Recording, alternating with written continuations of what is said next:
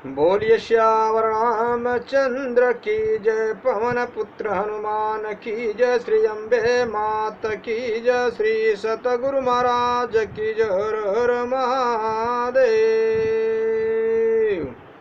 राजा राम राम राम सीता राम राम राम, राजा राम राम राम सीता राम राम राम, राजा राम राम राम सीता राम राम राम, राजा राम राम राम सीता राम राम राम, राजा राम राम राम सीता राम राम राम, राजा राम राम राम सीता राम राम राम, राजा राम राम राम सीता राम राम राम, राजा राम राम राम सीता राम राम राम, राजा राम राम राम सीता राम राम राम, राजा राम राम राम सीता राम राम राम, राजा राम राम राम सीता राम राम राम, राजा राम राम राम सीता राम राम राम, राजा राम राम राम सीता राम राम राम, राजा राम राम राम सीता राम राम राम। बोलिए श्याम रामचंद्र की जय, पवन पुत्र हनुमान की जय, श्री अम्बे मात की जय, श्री सतगुरुदेव महाराज की जय। हर हर महादेव। श्री राम जय राम जय जय राम, श्री राम जय राम जय जय राम। भगवान शंकर के आशीर्वाद से, प्रभु श्री राम जी के कृपा से, देवी माँ के आशीर्वाद से, सदगुरु के कृपा से, श्री भक्तमाल कथा भाग 173 में श्री जयदेव जी की गीत गोविंद की महिमा के बारे में आज आप लोग सुनेंगे। कल श्री जयदेव जी जगन्नाथ जी के स्वरूप के बारे में आपने सुना, आज गीत गोविंद के बारे में आप सुनेंगे। वही जयदेव जी वो भगवान के अनन्य भक्त हैं, जयदेव कवि। जगन्नाथ धाम का तीसरा भाग है आज। जगन्नाथ धाम का राजा पंडित था, उसने भी एक पुस्तक बनाई और उसका गीत गोविंद नाम रखा। उसमें भी श्री कृष्ण चरित्रों का वर्णन था। राजा ने ब्राह्मणों को बुलाकर कहा कि यही गीत गोविंद है, इसकी प्रतिलिपियां करके पढ़िए और देश देशांतरों में प्रचार करिए। इस बात को सुनकर विद्वान ब्राह्मणों ने असली गीत गोविंद को खोल कर दिखा दिया और मुस्कुरा कर बोले कि यह तो कोई नई दूसरी पुस्तक है, गीत गोविंद नहीं है। राजा का तथा राजभक्त विद्वानों का आग्रह था कि यही गीत गोविंद है। इससे लोगों की बुद्धि भ्रमित हो गई। कौन से पुस्तक असली है यह निर्णय करने के लिए दोनों पुस्तकें जगन्नाथ जी के मंदिर में रखी गई। बाद में जब पट खोले गए तो देखा गया कि जगन्नाथ जी ने राजा की पुस्तकों को दूर फेंक दिया है और श्री जयदेव कविकृत श्री गीत गोविंद को अपनी छाती से लगा लिया है। सियावर रामचंद्र की जय। इस दृश्य को देखकर राजा अत्यंत लज्जित हुआ। अपनी पुस्तक का अपमान जानकर बड़े भारी शोक में पड़ गया और निश्चय किया कि अब मैं समुद्र में डूबकर मर जाऊंगा। जब राजा डूबने जा रहा था तो उस समय प्रभु ने दर्शन देकर आज्ञा दी कि तुम समुद्र में मत डूब। श्री जयदेव कविकृत गीत गोविंद जैसा दूसरा कोई ग्रंथ नहीं हो सकता, इसलिए तुम्हारा शरीर त्याग करना वृथा है। अब तुम ऐसा करो कि गीत गोविंद के 12 सर्गों में अपने 12 श्लोक मिलाकर लिख दो।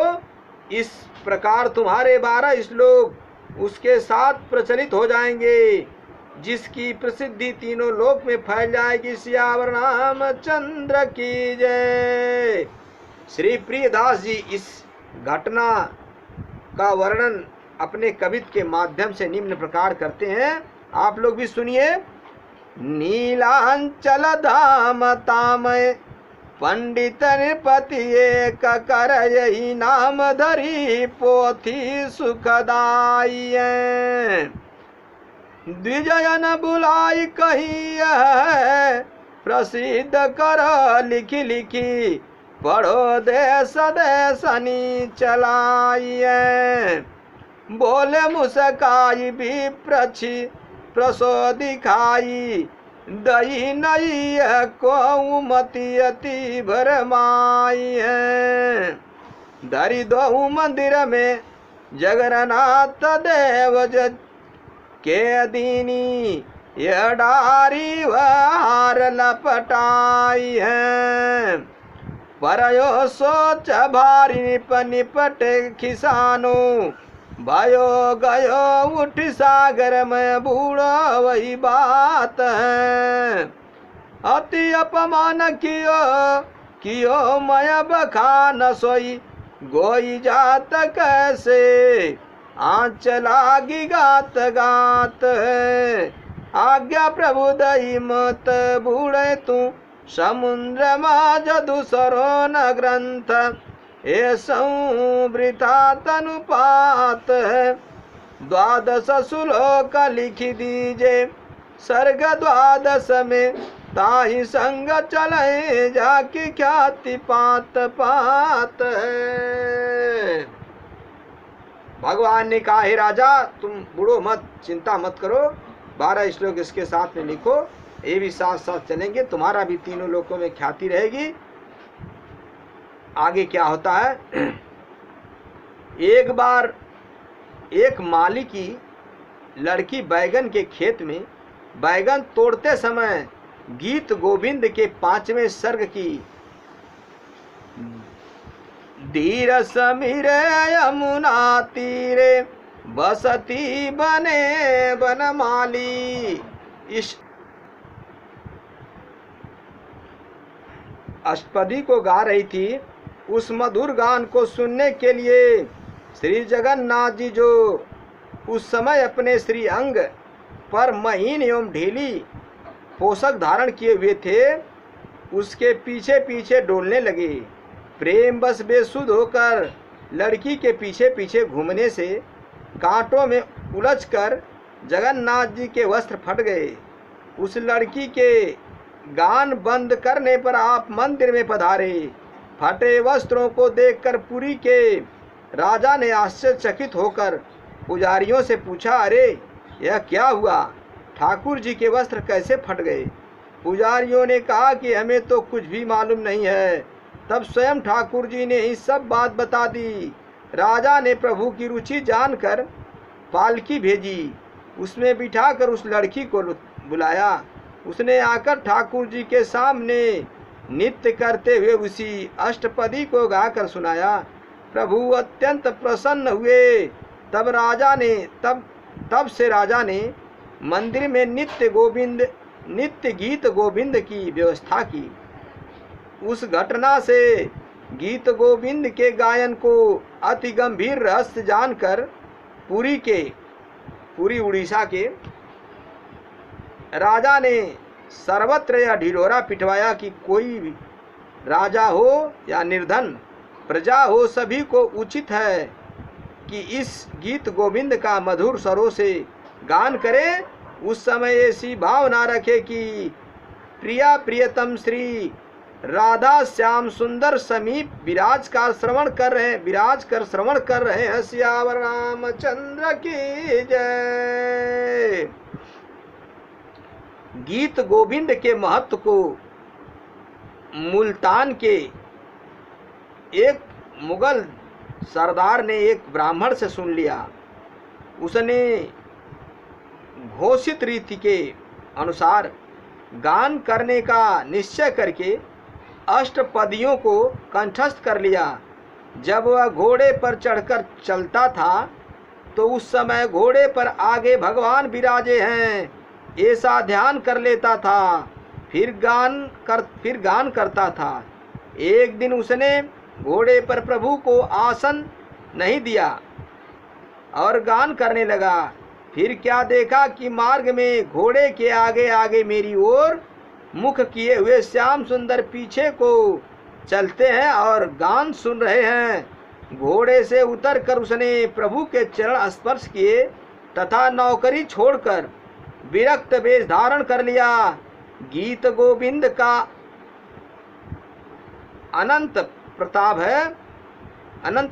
है। स्वर्ग की देवंगनाएं भी इसका गान करती हैं। इसकी महिमा का वर्णन कौन कर सकता है, जिस पर स्वयं रिझकर भगवान ने उसमें अपने हाथ से पद लिखा है, श्यावर रामचंद्र की जय। श्री प्रियदास जी इस घटना का वर्णन इस प्रकार करते हैं। सुताए कमालिय की जू बयगन की बारी माझ तोरय बनमाली गवय कथा सर्ग पाँच की। डोलय जगन्नाथ पाछे काछे अंग मी जगाया चे कही घूम सुधियव बिहाच की।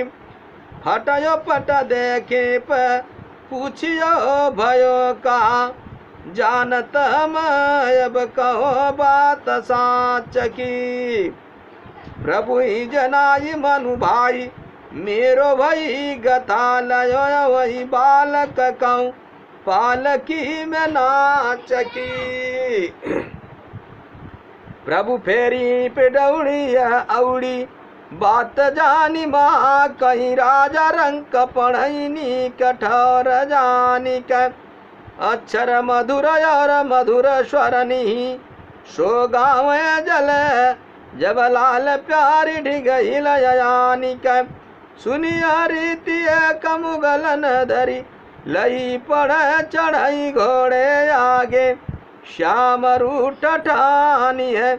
पोथी को परताप स्वर्ग गावत है देव बधुया पहिजू रिछि लिखियो निज कर आनिक। मेरे भाइयों, मेरे मित्रों, मेरे बंधुओं, ईश्वर सत्य है, जगत मिथ्या है। बड़े भाग्य मानुष तन पावा सुर दुर्लभ संतन ग्रंथन गावा। ये मनुष्य का शरीर साक्षात मोक्ष का दरवाजा है। यह बड़े भाग्य से मिला है, इसे पा करके व्यर्थ न करें। हर पल हर घड़ी कहीं भी कैसे भी हरि का भजन करें, चिंतन करें, अपने जीवन का कल्याण करें। हरि व्यापक सर्वत्र समाना प्रेम ते प्रगट भय सब सब जग जाना। हरि ईश्वर हर जगह है। हरि का भजन कैसे भी चलते फिरते उठते बैठते सोते जागते हर पल हर घड़ी राम नाम कृष्ण नाम नारायण नाम का जपन करें। भगवान का दर्शन स्पर्शन करें। संतों की कही हुई बात को, वेदों की कही हुई बात को, पुराणों की कही हुई बात को, शास्त्रों की कही हुई बात को विश्वास करके, उपदेशों को मान करके संत सेवा, गुरु सेवा, ब्राह्मण सेवा, गौ सेवा करते हुए अपने जीवन का कल्याण करें। श्यावर रामचंद्र की जय। हरि भजन बिना जीवन बेकार होई, ना अच्छा संसार होई। हरि के भजन के बिना जीवन ही मिथ्या है। मेरे भाइयों, इसलिए कहीं भी कैसे भी चलते फिरते उठते बैठते सोते जागते हर पल हर घड़ी भगवान का भजन कीर्तन करें, अपने जीवन का कल्याण करें। श्यावर रामचंद्र की जय। श्री जयदेव जी कवि की आगे की कथा अगले भाग में रहेगी। भाग तीसरा चौथा में रहेगा। कथा विसर्जन होता सुनो पवन कुमार राम लखन सीता सहित मुँह पर करऊं कल्याण। श्यावर रामचंद्र की जय।